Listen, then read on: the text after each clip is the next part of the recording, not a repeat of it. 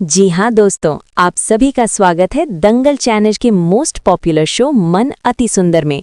हम देखेंगे कि मित्तल भवन की वो सुबह बाकी दिनों से बिल्कुल अलग थी। हवाओं में अजीब सी बेचैनी घुली हुई थी, लेकिन दादी और निहारिका के चेहरे पर सुकून और खुशी साफ झलक रही थी। दोनों राध्या के घर से जाने की खुशी मना रहे थे। दादी ठंडी मुस्कान के साथ कहती हैं कि आखिरकार राध्या इस घर से चली गई, अब सब कुछ पहले जैसा हो जाएगा। निहारिका भी सहमति में सिर हिलाते हुए खुश होती है कि अब कोई रुकावट नहीं बची। तभी अचानक मुख्य दरवाजे पर गाड़ी रुकने की आवाज आती है। कुछ ही पलों में दरवाजा खुलता है और रजनी देवी राध्या का हाथ थामे मित्तल भवन में प्रवेश करती है। रजनी देवी की सख्त आवाज गूंजती है कि राध्या कहीं नहीं जाएगी, ये घर उसका भी है। राध्या को सामने देखते ही दादी और निहारिका के चेहरे का रंग उड़ जाता है। उनकी खुशी पल भर में गुस्से में बदल जाती है। उसी समय सीढ़ियों से उतरता प्रथम राध्या को देखकर ठहर जाता है। उसकी आंखों में राहत और खुशी साफ दिखाई देती है। वो भावुक होकर कहता है कि राध्या वापस आ गई।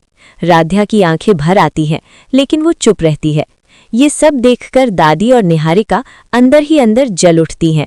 उन्हें एहसास हो जाता है कि राध्या की वापसी से उनका पूरा खेल बिगड़ सकता है। निहारिका के मन में एक खतरनाक और खुराफाती साजिश जन्म लेने लगती है।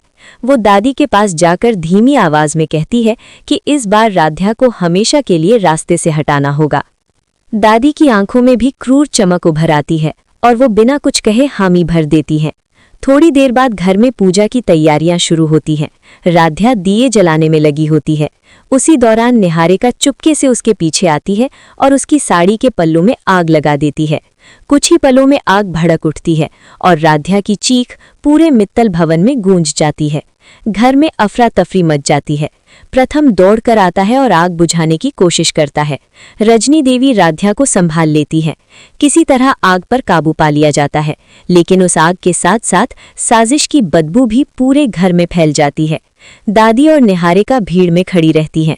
चेहरे पर झूठी चिंता होती है, लेकिन आंखों में नाकाम गुस्से की चिंगारी साफ दिखाई देती है। वहीं राध्या कांपते हुए समझ जाती है कि ये कोई हादसा नहीं था, बल्कि एक सोची समझी साजिश थी। ये खेल अभी खत्म नहीं हुआ है और आने वाले दिनों में मित्तल भवन में और भी बड़ा तूफान आने वाला है। मंदिर की सीढ़ियों पर खड़ी राध्या का मन आज किसी तूफान से कम नहीं था। अपनों से मिले धोखे और अपमान ने उसकी आत्मा को अंदर तक जला दिया था। रजनी उसे वहां सिर्फ पूजा के लिए नहीं लाई थी, बल्कि उस फैसले के लिए लाई थी जो इंसानी तर्क से नहीं, बल्कि विश्वास से लिया जाना था। राध्या की आंखें बंद थी, हाथ जुड़े थे और दिल में सिर्फ एक सवाल गूंज रहा, क्या उसका रिश्ता वाकई खत्म हो चुका है? तभी तेज हवा के साथ मंदिर की घंटियां अपने आप बजने लगती हैं। माहौल अचानक बदल जाता है। ऐसा लगता है जैसे समय थम गया हो। महादेव के सामने रखा सिंदूर हवा में उठता है और राध्या की मांग में आकर ठहर जाता है। राध्या सेहर उठती है, उसकी सांसें थम सी जाती हैं। ये कोई संयोग नहीं था, बल्कि उस रिश्ते का संकेत था जिसे अभी अधूरा छोड़ा गया था।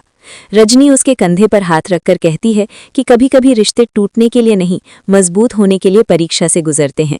राध्या के अंदर संघर्ष शुरू हो जाता है। एक तरफ उसका स्वाभिमान था, जो उसे उस घर में लौटने से रोक रहा था जहां उसे हर पल नीचा दिखाया गया। दूसरे तरफ उसका दिल था, जो अब भी प्रथम के नाम पर धड़क उठता था। काफी देर की खामोशी के बाद राध्या फैसला करती है। वो डर के साथ नहीं, बल्कि सच्चाई के साथ मित्तल भवन लौटने का निश्चय करती है। उधर मित्तल भवन में हालात बिल्कुल उलट थे। निहारिका और दादी अपने आप को विजेता समझ रही थीं। दादी ने निहारिका से वादा कर लिया था कि अब प्रथम की जिंदगी में सिर्फ वही होगी। निहारिका के चेहरे पर घमंड था और आंखों में भविष्य के सुनहरे सपने। लेकिन जैसे ही दरवाजे पर राध्या की परछाई पड़ती है, पूरे घर का माहौल बदल जाता है। प्रथम, जो अंदर से पूरी तरह टूट चुका था, राध्या को देखकर जैसे फिर से सांस लेना सीख जाता है। उसकी आंखों में उम्मीद लौट आती है।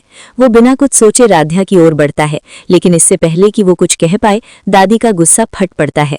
दादी साफ शब्दों में कह देती हैं कि जो लड़की अपनी मर्जी से इस घर से गई, उसे लौटने का कोई हक नहीं।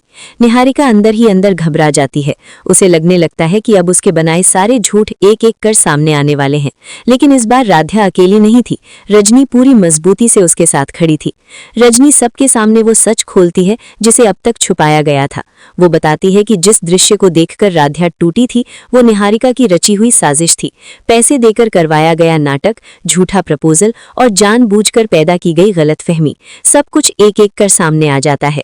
सबूत, गवाह और वीडियो, अब किसी के पास शक की गुंजाइश नहीं बचती। प्रथम का सिर शर्म से झुक जाता है। उसे एहसास होता है कि उसने बिना सच्चाई जाने राध्या को खो दिया था। निहारिका का नकाब उतर चुका था और दादी पहली बार चुप थीं। तभी राध्या आगे बढ़ती है। उसकी आवाज में अब दर्द नहीं बल्कि आत्मविश्वास है। वो कहती है कि रिश्ते सिर्फ सहने के लिए नहीं होते, सम्मान और सच्चाई अगर साथ ना हो तो प्यार भी बोझ बन जाता है।